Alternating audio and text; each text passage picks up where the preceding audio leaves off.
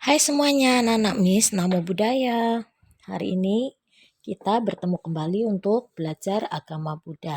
Nah, hari ini kita akan belajar tentang memahami kehidupan, yaitu pembelajaran ke-10 dengan tema pengaruh karma dalam kehidupan.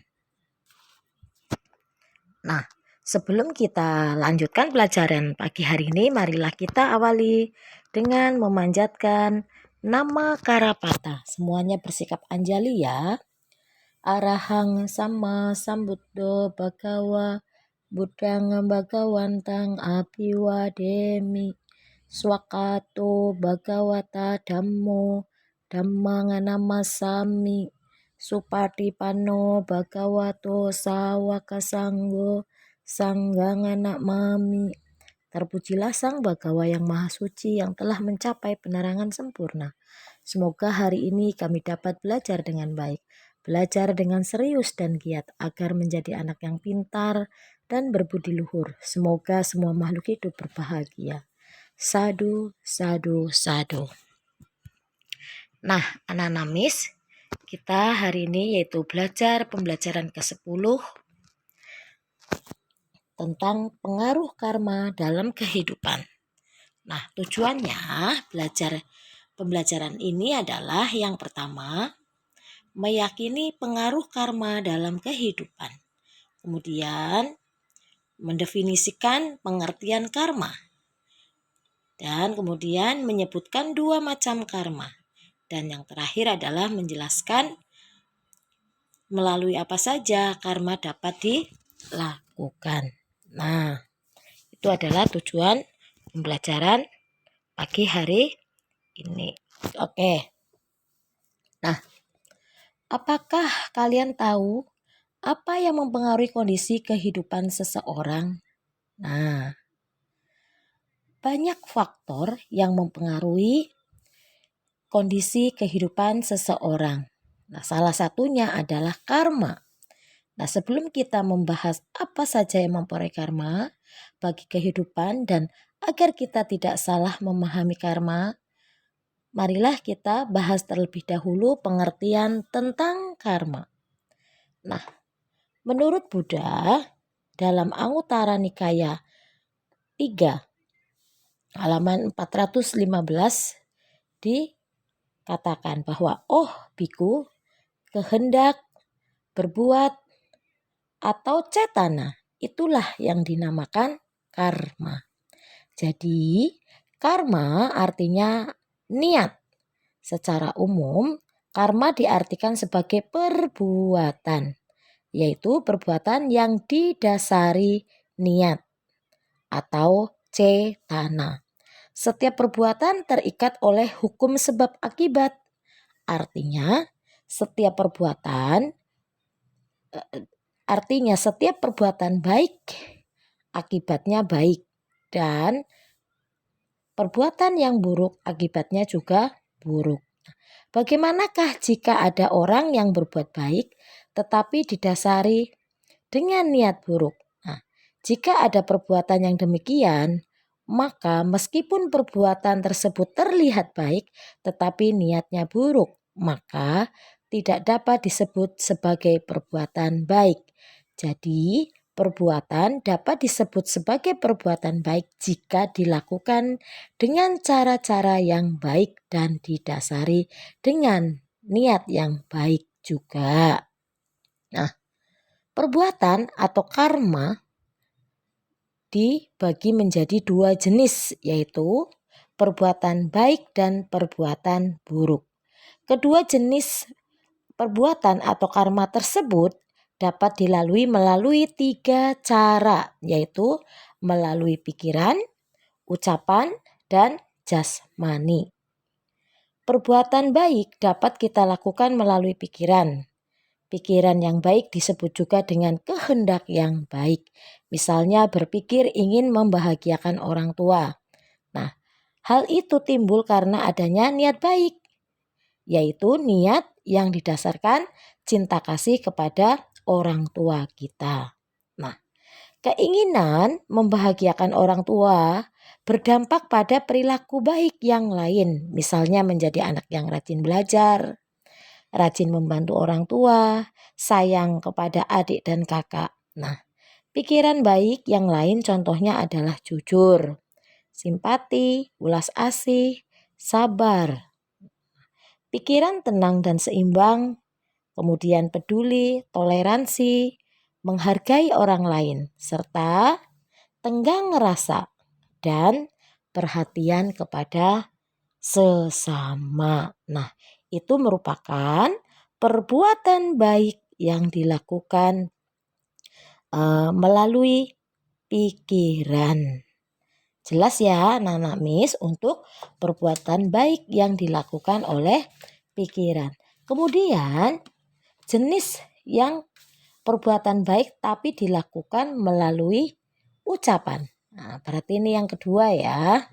Perbuatan baik yang dilakukan melalui ucapan. Nah, juga disebabkan dengan niat yang baik. Ucapan yang baik adalah ucapan yang benar, bermanfaat, tepat waktu, dan menimbulkan kedamaian.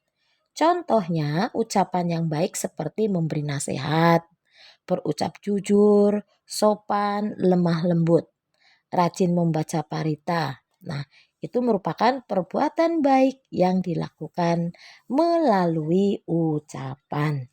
Ucapan yang baik akan berakibat baik juga. Nah, ini adalah akibat dari perbuatan baik. Misalnya, karena memberi nasihat yang benar maka dihormati. Karena berucap jujur maka dipercaya oleh orang lain. Itu manfaat atau akibat yang baik dari melakukan perbuatan baik melalui ucapan. Kemudian, karena rajin baca parita, maka dicintai oleh para dewa. Karena berucap sopan, kita dihargai orang lain. Dengan berucap baik, kita akan mendapatkan pujian serta dihormati dan dipercaya orang lain. Nah, itu jenis perbuatan baik yang dilakukan melalui ucapan. Kemudian yang ketiga, perbuatan baik yang dilakukan melalui jasmani atau badan ini, badan jasmani kita ini. Nah, perbuatan baik melalui badan jasmani dapat terjadi jika dilandasi niat yang baik juga. Nah, perbuatan baik melalui badan jasmani misalnya mencuci piring sendiri setelah makan, membantu ibu merapikan tempat tidur, mengambil makanan secukupnya dan menghabiskan ketika makan. Kemudian membuang sampah pada tempatnya dan memberi dana serta menolong teman yang terjatuh. Nah, perbuatan tersebut akan membawa kebahagiaan dan kemuliaan bagi seseorang. Nah, itu adalah perbuatan baik yang dilakukan melalui badan jasmani. Dari contoh-contoh atau penjelasan atau uraian yang Miss jelaskan tadi di atas tentang karma, jelas bahwa kondisi kehidupan seseorang sangat dipengaruhi oleh perbuatan atau karmanya. Perbuatan baik akan berpengaruh baik pada kehidupan, sedangkan perbuatan buruk akan berpengaruh pula pada kehidupan kita juga. Oleh karena itu, perbuatan baik harus dikembangkan. Perbuatan baik sangat bermanfaat untuk membuat masa depan kita lebih bahagia. Nah, ini ibarat tabungan emas atau uang yang kita kumpulkan sehari-hari. Ibarat semut yang rajin mengumpulkan makanan, baik di masa sulit maupun di masa banyak makanan. Oleh karena itu, semut tidak pernah kekurangan makanan. Demikian pula hendaknya kita harus rajin menabung mengumpulkan kebaikan-kebaikan sebanyak-banyaknya. Baik dikala susah maupun dikala senang. Tabungan karma baik ini akan sangat menolong di saat kita susah. Oleh karena itu, banyaklah berbuat baik agar masa depan kita menjadi bahagia. Nah, perbuatan yang harus kita hindari adalah perbuatan buruk. Nah, kalau tadi perbuatan baik, sekarang perbuatan yang harus kita hindari yaitu perbuatan buruk.